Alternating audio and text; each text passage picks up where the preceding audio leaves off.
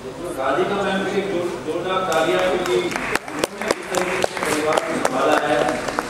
ये वाकई संस्था के काबिल है। সত্যি আমার থেকে সমাজে ছোট হলেও অনেক বেশি নতুন। She has been very, very pillar of strength for the whole family. Whole family. दीदी हमारे तो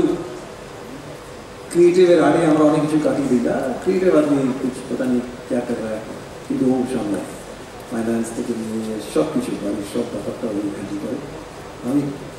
कोई भात माच पे गए आना बाकी सब कुछ वही करे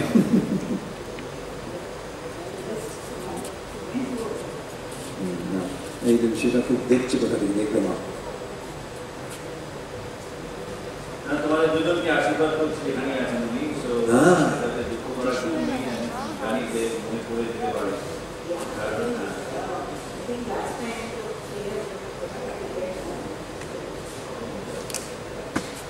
हाँ हमारे को टीवी सीरियल बार स्टार्टर से देखते तब मतलब हाँ एक कुछ करो जो